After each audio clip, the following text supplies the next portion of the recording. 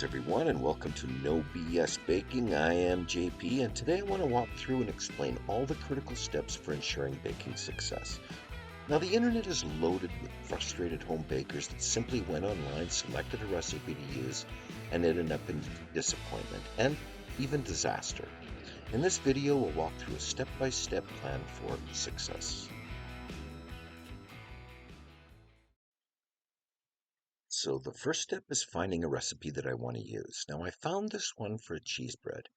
Before I even start, I want to see what all this translates into using baker's percent, so I can check it over and look for anything suspect, and review key pieces of information important to ensuring success. Now I placed all this information into a proper recipe format where I checked the percentages used against common baking standards and ranges. Now in this instance, I used the baking assistant ranges and start points to ensure that this recipe makes sense. You'd be surprised at how many recipes do not. Now in general, everything at first glance looks reasonable and workable. 1,755 grams of dough weight for 2 loaves is like about 877 grams of dough for each loaf, which seems a bit heavy, but let's come back to this. Total liquid seems very low at 60%. So is this real? Does this make sense? Because it's so important to understand the total hydration of your dough, you need to understand the difference between inclusion and embedding. Now, when you embed cheese or fruits or whatever you're planning, you basically roll out the dough and then usually lightly press the ingredient into the dough. Then it's simply rolled up and formed to shape. In this instance, the ingredient is not actually part of the dough system, so the water it contains is not usually included in the total hydration. If the ingredient is added in the mix, then you need to factor the water it contributes into the overall total dough hydration. Now, as an example, now of course you can do the math adjustment manually, but I'll use the baking assistant to demonstrate and for ease. Now, if only adding butter, then water increases by 1.44%. If I add cheddar into the dough, then the water content increases to near 77%. Now that's too much. So I'll drop my hydration down to a reasonable number of, say, 68% because I need this dough to carry a lot of cheese.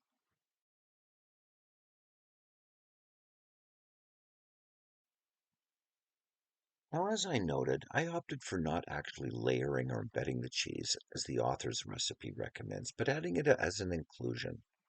With ingredients like cheese or other high moisture ingredients like some meats, or well-soaked fruits, moisture in the product, and in the case of cheese and meats, moisture in combination with oils, can create separations between the layers that may or may not be desirable. By incorporating the ingredients directly into the dough during mixing and accounting for the added water, you can generally alleviate this issue. Now, some bakers, depending the inclusion, may delay adding it until later in the mixing process, as in the case of pre-soaked fruits like raisins. I realize that for most home bakers, all these steps seem a bit cumbersome. Check this and do this for what? The answer is that yes, you can just wing it, and maybe the recipe works, but as you can quickly note, many do not and end in disaster. Professional bakers will always spend a bit more time planning than just jumping into recipe execution without properly evaluating it. Pro bakers don't set themselves up for failing like home bakers often experience. So let's continue by ensuring the yeast makes sense. Now, as I've mentioned in many of my videos, the baseline standard for yeast in basic bread making is 1% for instant yeast. But experience has taught you that in your kitchen and environment, 1.2% happens to be your practical sweet spot. So why has the recipe author got their yeast at 1.76? Well, we know that when sugar and fat are higher than the 5% threshold, a yeast increase makes sense. Does 1.76% make sense? Now, this is where you can just trust the author and hope for the best, or you can rationalize this using the baking assistant as I have done. Now, I'm not going to beat this to death, but you can see that with a few inputs using my practical yeast level against the base standard, the Baking Assistant quickly determines that the yeast level used by the author is scientifically sound. It's nice to see a recipe for a change that's well put together. So in this instance, the recipe looks good. The ingredient ranges are sound, and I opted to adding my cheese into the dough versus embedding it, so I needed a minor water adjustment.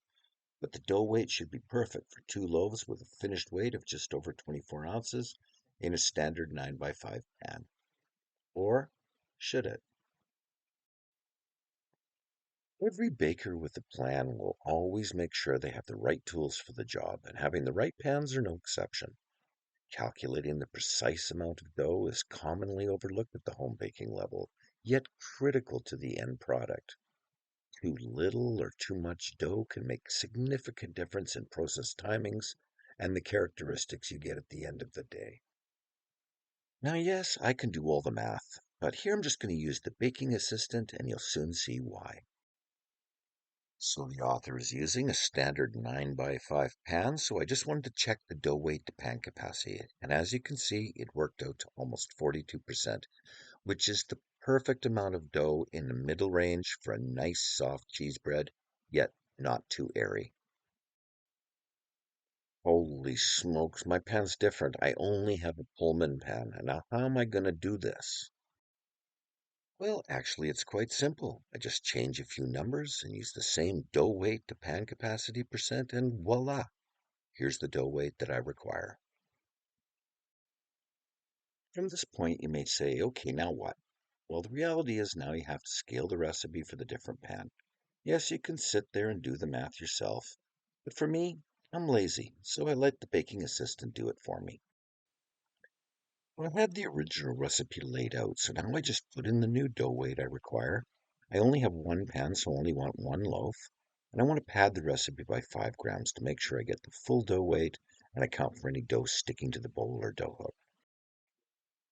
Then I just tell the builder that I want to display the scaled recipe, and I'm done. Everything adjusts perfectly. The final recipe's ready for print. Hold on. There's a few more critical pieces of the processing puzzle that you'll definitely want to know. Now, all of you who watch my channel know I talk a lot about final dough temperature. Although professional bakers know the importance, it surprises me how many home bakers simply do not. So many recipes I look at provide home bakers with generic temperatures for their liquids that 90% of the time they recommend warm water. Now, in cool months of the year, these may work. Whereas if you're trying to bake in the summer or in the tropics, or even in a real toasty kitchen, recommendations like this verge on nothing less than problems.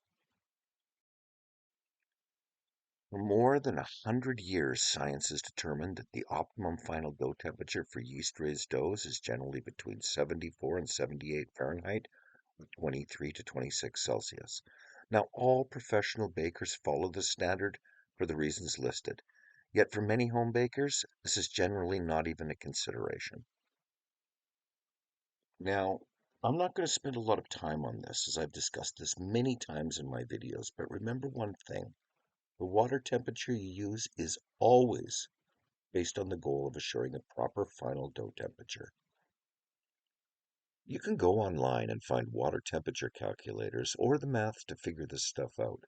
But for me, I'll use the Baking Assistant calculator to quickly sort this out for machine mixing, hand mixing, and even no-knead breads. So now, in this real-world example, could you imagine actually adding warm water as many recipes recommend? I mean, why do so many people fail or struggle with their products? I think the answer is self-explanatory. Now, for many of you, this topic may seem annoyingly redundant. However, the blogs and online baking community are full of comments and suggestions about what proper mixing is, and often the answers are less than ideal. So people get dense bread, weak dough, large holes, slow rise, no oven jump, etc., and it goes on and on. The reality is that in many cases, it all comes back to mixing. Now, there are literally hundreds of videos demonstrating a recipe or showing the difference in breads with low fat, high sugar, low sugar, milk powders, adding fibers, etc.